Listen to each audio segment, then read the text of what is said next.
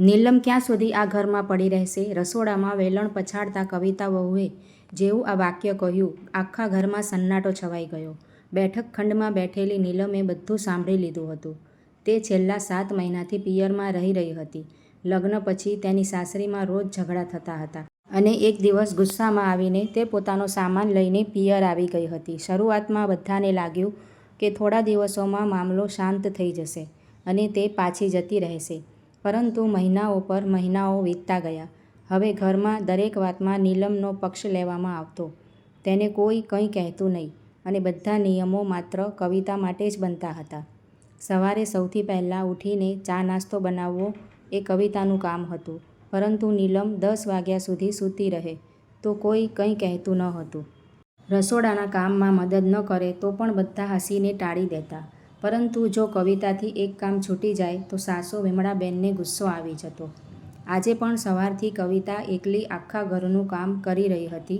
નીલમ પોતાના રૂમમાં મોબાઈલ ચલાવતી બેઠી હતી અને વિમળાબેન તેના માટે અલગથી નાસ્તો લઈને આવ્યા હતા. આ જોઈને કવિતાનો ગુસ્સો ફાટી નીકળ્યો. આજે તો તેણે સીધું સાસુને કહ્યું, મમ્મી, જો આ બધા નખરા હું કરતી હોત તો શું તમે મને પણ આમ જ માથા પર બેસાડત? વિમળાબેનનો ચહેરો ગુસ્સાથી લાલ થઈ ગયો. તેમણે તરત જ જવાબ આપ્યો, એ મારી દીકરી છે, આ ઘરની દીકરી છે. તું આ ઘરની વહુ છે. તું તેની સાથે તારી સરખામણી ન કરતી. કવિતાએ પણ પહેલી વાર વળતો જવાબ આપ્યો, દીકરી છે તો શું ઘરના નિયમો તેના માટે ખતમ થઈ ગયા? જ્યારથી હું આ ઘરમાં આવી છું ત્યારથી મને એક દિવસનો પણ આરામ આપવામાં આવ્યો નથી. આટલું સાંભળતા જ બેઠક ખંડમાં બેઠેલા કવિતાના સસરા રામજીભાઈએ છાપું નીચે મૂકી દીધું. નીલમ પણ રૂમમાંથી બહાર આવી ગઈ. તેની આંખોમાં ગુસ્સો સાફ દેખાઈ રહ્યો હતો.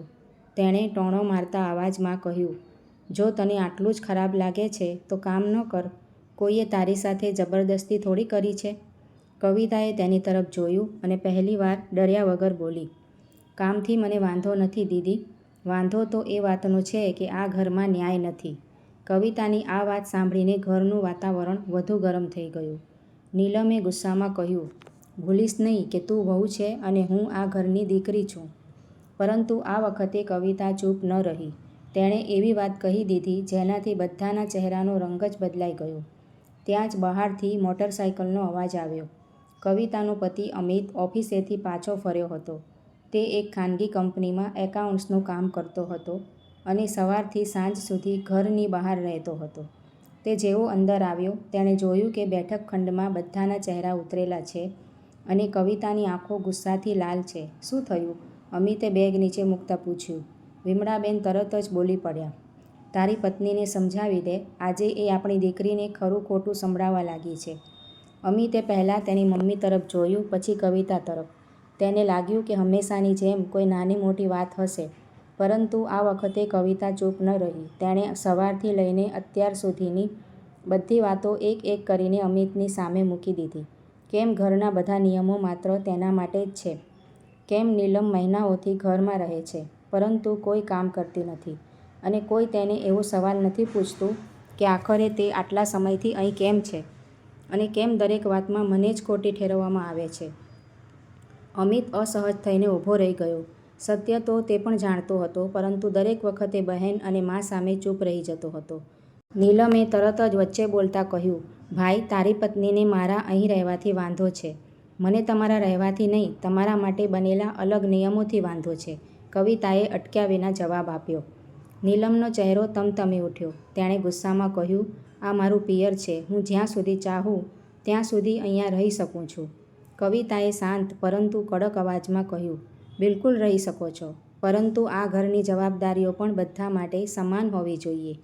નહીંતર તમારી જેમ હું પણ મારા પિયર જઈને બેસી જાઉં તો શું થશે? આ સાંભળીને વિમળાબેન ભડકી ઉઠ્યા. વહુ થઈને મારી દીકરીને નિયમ શીખવાડે છે? અમિત અત્યાર સુધી ચૂપ હતો, પરંતુ પહેલીવાર તેણે ધીમેથી કહ્યું, માં, કવિતા ખોટું પણ નથી કહી રહી. બસ આટલું સાંભળવાનું હતું કે નીલમને જાણે આંચકો લાગ્યો. તેને અપેક્ષા ન હતી કે તેનો ભાઈ ક્યારેય તેની પત્નીનો પક્ષ લેશે. તેણે રડવાનું શરૂ કરી દીધું અને બોલી, આજે તું એક પારકી છોકરી માટે પોતાની બહેનને ખોટી કહી રહ્યો છે? રામજીભાઈ અત્યાર સુધી બધું સાંભળી રહ્યા હતા, પરંતુ ચૂપ હતા. હવે તેમણે ગંભીર અવાજમાં કહ્યું, રડવાથી સત્ય નથી બદલાતું નીલમ. 7 મહિના થઈ ગયા છે. ક્યાં સુધી આમ ચાલશે? તારા ઘરનો નિર્ણય પણ તો તારે કરવો જ પડશે ને? પહેલીવાર કોઈએ નીલમને આ સવાલ કર્યો હતો.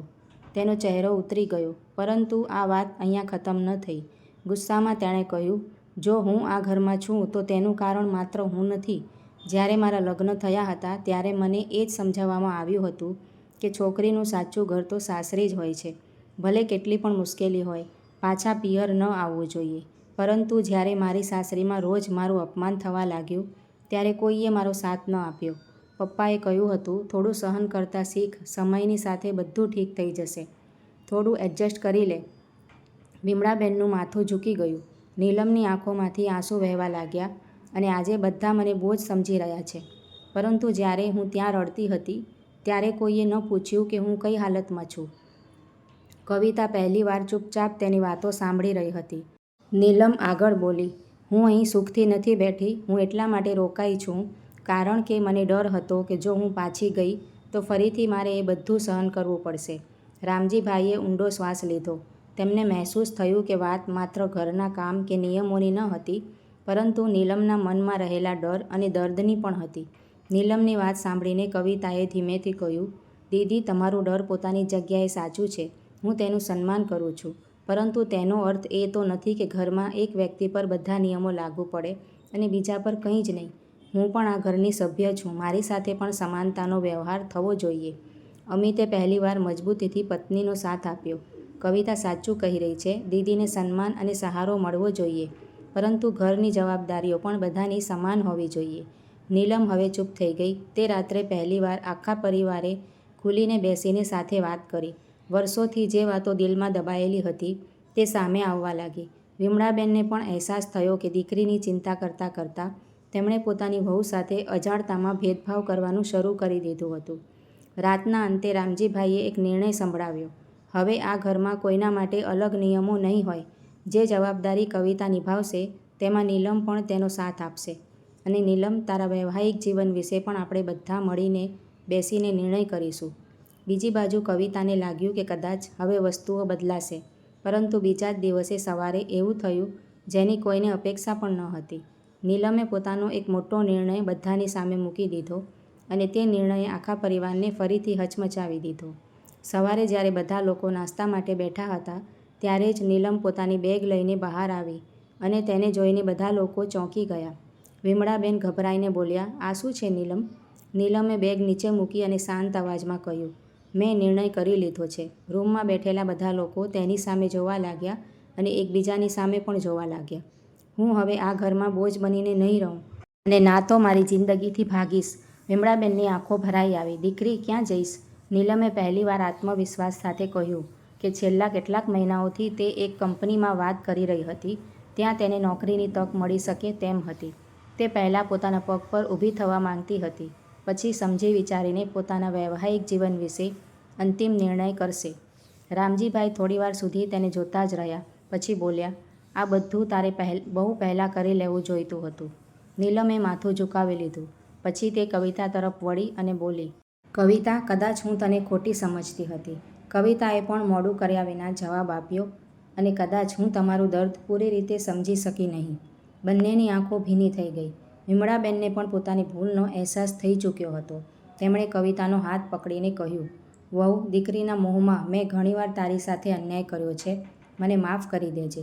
કવિતાએ તરત જ તેમનો હાથ પકડી લીધો અને કહ્યું, ઘર ત્યારે બરાબર ચાલે છે જ્યારે બધા લોકો એકબીજાનો સાથ આપે અને કોઈ પણ વાતમાં ભેદભાવ રાખ્યા વિના બધા સાથે સરખી રીતે વર્તે. અમિતના ચહેરા પર પણ રાહત હતી. પહેલીવાર તેને લાગ્યું કે તેનો પરિવાર ખરેખર એકબીજાની વાત સાંભળી રહ્યો છે. થોડા દિવસો પછી નીલમને એક સારી કંપનીમાં નોકરી મળી ગઈ. હવે તે પોતાના નિર્ણયો જાતે લેવા લાગી હતી. ઘરમાં પણ વાતાવરણ બદલાઈ ગયું હતું. જવાબદારીઓ બધામાં સમાન રીતે વહેંચાવા લાગી અને વિમળાબેને વહુ અને દીકરી વચ્ચે ફરક કરવાનું છોડી દીધું. એક સાંજે ચા પીતા પીતા રામજીભાઈ હસીને બોલ્યા, ઘરમાં શાંતિ ત્યારે જ આવે છે જ્યારે સંબંધોમાં સમાનતા આવી જાય છે. જે ઘરમાં ક્યારેય દરરોજ ઝઘડા થતા હતા ત્યાં હવે સન્માન, સમજદારી અને સમાનતાનો પાયો મજબૂત થઈ ચૂક્યો હતો. નીલમને પણ પોતાનો રસ્તો મળી ગયો હતો અને કવિતાને તેનું સન્માન. તો મિત્રો, વાર્તા સારા લાગી હોય તો લાઈક કરજો, કમેન્ટ કરજો.